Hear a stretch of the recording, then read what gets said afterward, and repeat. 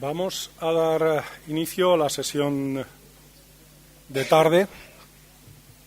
Antes de nada, agradecer a la Facultad de Ciencias de la Documentación y al doctor Fermín de los Reyes, que no está, pero que espero que alguien se lo transmita, mi agradecimiento por la invitación a estar en estas jornadas y por el honor que me hacen de poder presentar esta última mesa de un evento que, no por ser muy especializado, ha tenido menos nivel científico, de presencia, de interés para todos los que hemos podido estar aquí disfrutando de tan interesantísimas charlas y aportaciones.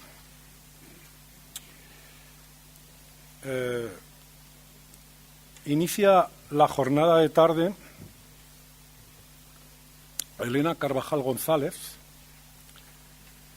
doctora en Historia del Arte por la Universidad Complutense, secretaria científica de la única revista que trata temas de libro antiguo editada en nuestro país, que se llama Titibilus y que tengo el honor de dirigir, secretaria del tercer Congreso Internacional, del segundo y del primero también, sobre libro medieval y moderno, celebrados en Zaragoza. El tercero se celebrará este septiembre. E investigadora del tránsito del libro, sobre todo ilustrado, del medievo al Renacimiento durante el siglo XV. Su ponencia se titula La estampa incunable en las fuentes contemporáneas, métodos y estudio de posibilidades. Tiene la palabra.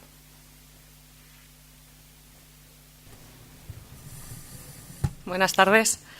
Muchas gracias, doctor Pedraza, por la presentación y muchas gracias también al doctor Fermín de los Reyes y a toda la organización por permitirme estar aquí hoy, esta tarde, para hablar de algo que en realidad se encuentra en un estado muy inicial de la investigación. Así que en realidad voy a presentar más bien hipótesis y esperanzas que, de momento, resultados cerrados. En el día de ayer, el doctor Martín Abad habló del grabado en el libro. En mi caso, yo he optado por tratar el tema de la estampa suelta, un campo de estudio en el que decidí empezar a ahondar, precisamente porque se trataba de un producto bastante escaso y en el que pensaba que podíamos establecer un censo relativamente concreto. Precisamente por la escasez de fuentes, pues aquello que comenzó siendo, de alguna forma, de testimonios materiales, algo que comenzó siendo, en teoría, fácil, pues se ha convertido en todo lo contrario. Pero precisamente por eso, pues, más interesante, en mi opinión. La primera pregunta es, ¿existen estampas incunables? Como bien saben todos los presentes, la estampa xilográfica existe antes de la presencia del libro incunable. Lo mismo sucede con, del libro incunable, lo mismo sucede con los libros xilográficos. Por tanto, cronológicamente sí nos movemos dentro del mismo rango de fechas. Y en cuanto a la técnica, es donde realmente nos cuesta a fecha de hoy determinar si estas estampas se realizaron en una prensa o, por el contrario, se pudieron realizar mediante algún otro tipo de técnica manual, como puede ser un rodillo o alguna otra variante. Que yo sepa, no existe a fecha de hoy la posibilidad de establecer solo con la estampa si esto es así. Por tanto, de momento nos ceñimos a estos parámetros.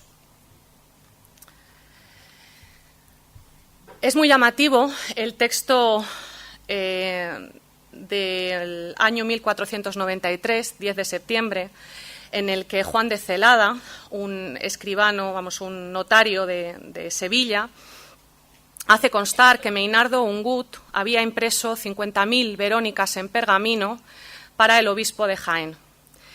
De esas estampas en pergamino que reproducían esta reliquia tan conocida, el Santo Rostro de Jaén, la imagen de la Verónica, no se conserva a fecha de hoy ninguna. Por tanto, lo que nos tenemos que preguntar es cuáles son las razones de la pobre conservación de un producto que, por su uso y por su carácter económico, debió producirse en unos números realmente amplios. Pues la primera razón es que la estampa se usaba. La estampa se usaba, como pueden ver en esta imagen, en las casas para decorar o para ambientar o para hacer uso de ella en esos espacios privados en los que los creyentes de la Baja Edad Media se retiraban, entre otras cosas, a leer sus libros de horas o a meditar en esos espacios privados, normalmente asociados al dormitorio o a lo que en la época se llama retrete, evidentemente con un carácter muy diferente al que hoy hacemos del término. Como digo, esas estampas se pegaban a las paredes, muchas veces con miga de pan, como nos indican las fuentes contemporáneas, y además de ese uso tenemos que tener en cuenta que están realizadas en un material absolutamente endeble. No solamente se usaban para las paredes, muchas veces se utilizaban para personalizar otras obras. Es el caso de un manuscrito muy interesante que se conserva en la British Library y que procede de la Cartuja de Sheen.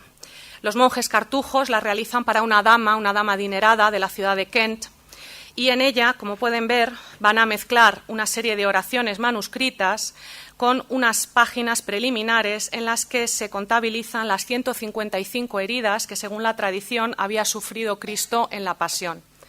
Junto a esta parte manuscrita, como pueden ver, se incorpora una estampa coloreada a mano con las Arma Christi, es decir, con todos los instrumentos que acompañan estas escenas que estamos viendo. Por tanto, como digo, la estampa se usaba. Es también muy conocido el caso de las cajas de libros que tenían en su interior una estampa también coloreada, pegada con diferentes engrudos y con diferentes colas de diverso tipo. Durante mucho tiempo se pensó que estas cajas podían servir como cajas para la correspondencia, pero los estudios más recientes parecen confirmar que se trataban de cajas de libros, es decir, cajas para depositar en su interior pues probablemente libros de horas. Y es que la estampa, en realidad, no hace sino continuar una tradición artística que viene de la baja antigüedad, que es la reproducción en serie de objetos de devoción muy baratos, objetos que se pueden comprar en las sedes religiosas y se pueden trasladar luego a la ciudad de origen de cada uno de estos peregrinos. Como podemos ver en esa ampolla realizada probablemente en latón, aunque también las había en plata y en otros metales más nobles, fabricada en Tierra Santa con la imagen del Santo Sepulcro y que actualmente se conserva en el tesoro de la Catedral de Bobbio, aunque sabemos que las hay a cientos en estas catedrales europeas. O este otro recuerdo en arcilla, otro material, como ven, también muy económico, producido en el monasterio de San Simeón el Estilita, Simón del Desierto, y conservado actualmente en el Watchers Art Museum. Como pueden ver, se tratan de objetos económicos que se debieron hacer a cientos y que, sin embargo, pues nos han legado un testimonio hasta cierto punto reducido. También la iconografía nos ayuda a ver estos recuerdos de peregrinación. Es el caso de la Capilla de los Españoles de Santa María Novella, en la que Andrea de Bonaiuto nos va a representar a este peregrino con la famosa Vieira, la concha jacobea, y también la misma Vera Faz, la misma Verónica, como ven, probablemente realizada en algún material como papel o pergamino, que se encuentra absolutamente desgastada por el uso. Estos recuerdos de peregrinación, como ya han puesto de manifiesto múltiples historiadores, se cosían primero físicamente a los libros de horas y posteriormente se reproducían, como podemos ver a la derecha en el libro de horas de Engelberto de Nassau, mediante la iluminación. Y es que los últimos estudios han señalado que precisamente la producción de estas enseñas de peregrino, de estos recuerdos de peregrinación, van a empezar a desaparecer por dos razones. En primer lugar, por el descenso del interés en la peregrinación, pero sobre todo por la aparición de la estampa. Sabemos que la estampa, que muchas veces además comparte, en este caso esta bula de Valladolid, comparte, como es lógico, un lenguaje artístico, un lenguaje común, formal, con estas enseñas de peregrinación y, como digo, con esas primeras silografías. Otro problema que nos encontramos a la hora de estudiar las estampas en las fuentes es el problema terminológico, y es que nuestro término grabado o estampa no es ni mucho menos el más empleado, por no decir que prácticamente no se emplea en las fuentes del siglo XV. Cuando estudiamos la documentación con mucha frecuencia, encontramos términos como papel pintado o imágenes de papel, haciendo alusión al soporte en el que se reproducen estas escenas. Otras veces, por el contrario, a lo que hacen alusión las fuentes es al uso que se daba a esas estampas, es decir, indulgencia, oratorio de papel o teigitur, que es otro nombre con el que se denominan en ocasiones las sacras en la documentación de la época. Y para aumentar la confusión, como bien saben, tenemos estampas sobre pergamino, con lo cual, insisto, el problema terminológico es otro de los grandes conflictos que nos encontramos a la hora de examinar las fuentes coetáneas. Algunas veces las fuentes, sin embargo, nos ayudan. Es el caso de este documento del año 1473, en el que Francesc Portella recibe en comanda de Antoni Sadurní 300 papeles pintados con historias diversas para ser vendidos en Aragón. Ese número, esas 300 papeles, da la sensación de que puede estar efectivamente haciendo alusión a una reproducción en serie y no tanto a un dibujo realizado a mano alzada, pero insisto que son todo hipótesis. O, por ejemplo, en noviembre de 1504, los pintores de Barcelona piden al Consell de Cent, al Consejo de Ciento, probablemente haciendo alusión a algo que venía ya preocupándoles desde antes de 1504, que no se permita introducir en la ciudad imágenes estampadas en papel ni en tela, porque son la causa de la destrucción del oficio de pintor, dado que los pintores no pueden competir económicamente con la producción de las estampas. Esto, además, nos introduce otro conflicto, y es el tema de las estampas en tela. Los famosos draps de pincel, que aparecen con muchísima frecuencia en la documentación, cuando vemos estos textos nos planteamos si realmente esos draps de pincel están hechos con pincel o si, por el contrario, se trata de telas estampadas, como esta que vemos aquí, que se conserva en el Victoria and Albert Museum. Como pueden ver, lo que se ha estampado ha sido el fondo y no la figura, de una manera muy similar a cómo se hacen las primeras silografías de línea blanca, muy utilizadas en algunas de las primitivas marcas de impresor. Eso nos lleva a preguntarnos también, creo que esta mañana se ha hablado del famoso Bois-Prota, la posibilidad de que realmente esta pieza no fuese para imprimir papel, como ya se ha dicho en ocasiones, sino para imprimir tela, una técnica que, por lo demás, se sigue utilizando en muchísimas culturas hasta fecha contemporánea. Por tanto, ¿de qué fuentes disponemos y cómo podemos utilizarlas para saber qué se producía y cómo se usaban esas estampas primitivas? Lógicamente, las fuentes documentales privadas, los testamentos, los contratos, los inventarios, todos ellos nos permiten acercarnos, ya digo, a la producción y al uso de estas estampas primitivas. No podemos olvidar las fuentes iconográficas, los procesos inquisitoriales, que ya se mencionaron ayer por parte del director de la sección de Inquisición del Archivo Histórico Nacional, y la propia producción libraria. Todas ellas nos pueden orientar, como digo, a la hora de formarnos una imagen más o menos cierta de con qué contamos. Por ejemplo, los inventarios post-mortem.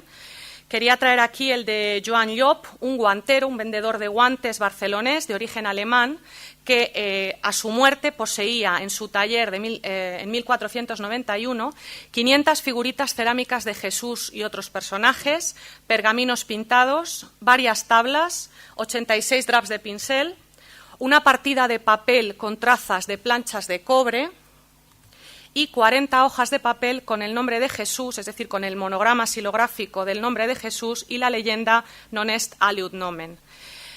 Esto lo que nos indica es que la estampa probablemente no se vendía al mismo tiempo que el libro, a veces sí, pero en otras ocasiones se podía vender junto con otros objetos de devoción, como pueden ser todos los que vemos aquí mencionados. Por tanto, quizá es en estos inventarios de otro tipo de comercios donde tenemos que rastrear la existencia, la presencia de este tipo de producto editorial. O, por ejemplo, los contratos. El 19 de agosto de 1502, permítanme que me pase al terreno de los postincunables, Francis Gelabert, librero, vende a otro librero llamado Joan Oliver una mesa para vender libros y papeles pintados. Esto nos hace pensar que quizá esas estampas se podían vender de la misma manera que se vendían las enseñas de peregrino que hemos mencionado antes, en pequeñas mesitas portátiles que se colocaban a las puertas de las catedrales, como nos muestra esta misericordia del coro de la Catedral de Amiens, en Francia, donde vemos precisamente a la vendedora de enseñas de peregrino con sus plaquitas, como digo, a la puerta de esa catedral. Hablaba antes de las fuentes iconográficas que nos sirven, como digo, para ver de qué manera se usaba el grabado. En esta imagen de Petrus Christi vemos, como digo, a esta pareja de orantes y en el lado de la mujer, como pueden ver, se observa pegada con ese engrudo, con algún otro tipo de pegamento, lo que parece ser una estampa. En los cuadros de la época vamos a encontrar multitud de representaciones de papeles, pergaminos, no lo sé todavía, no puedo asegurarlo, pegados en las paredes de las iglesias y en las paredes de otro tipo de edificios. De hecho, se conservan procesos inquisitoriales en los que se dice que las estampas se pegaban en las paredes de las tabernas, un lugar que a priori no parece demasiado adecuado. Como digo, productos editoriales muy diversos, no solo las estampas, sino como pueden ser también las sacras, las tabelae secretarum, estas tablillas que se colocan sobre el altar para recordar las oraciones principales de la misa, que aparecen con muchísima frecuencia en la pintura del siglo XV. Recientemente la Biblioteca Nacional ha adquirido un interesantísimo ejemplar del XVI, pero las fuentes hablan de la presencia de sacras sobre el altar desde el siglo XIII. Por tanto, bueno, no descartamos la posibilidad de que aparezcan nuevas sorpresas. Hablábamos ayer por la tarde, se hablaba de los procesos inquisitoriales. Esto que tienen ustedes aquí es un caso interesantísimo, es una estampa que se conserva en el Archivo Diocesano de Tortosa como prueba de un proceso contra un judío acusado de romperla. En el proceso, en lo que es la declaración, se define como paper pintat, es decir, como papel pintado cuando parece claramente una calcografía, en este caso. Es un dato que me ha facilitado el doctor Jacobo Vidal, al que le agradezco muchísimo este dato que, como digo, él publicó. Y, como no, hay que hablar de la producción. Las propias obras, a veces, como ya ha señalado el profesor Pedraza, los mismos grabados se utilizaron a veces como parte de un libro y años más tarde, quizá cuando el taco estaba más gastado o por razones que desconocemos, se utilizó también como estampa suelta. De hecho, es posible que circulasen al mismo tiempo en los dos formatos. Es el caso de la estampa de la Virgen del Pilar, perteneciente al Triunfo de María, de Martín Martínez de Ampiés, publicado en Zaragoza por Pablo Urus en 1495, que años más tarde, a mediados del siglo XVI, el notario del Pilar, Juan de Gurrea, la va a pegar como estampa suelta en el comienzo de sus protocolos. Lógicamente, vemos en la comparación de las dos imágenes que está mucho más gastada, por tanto, quizá se reutilizase, ya digo, en otro momento de su vida útil. Nada más, muchas gracias por acompañarme en este viaje. Esperemos que llegue a buen puerto.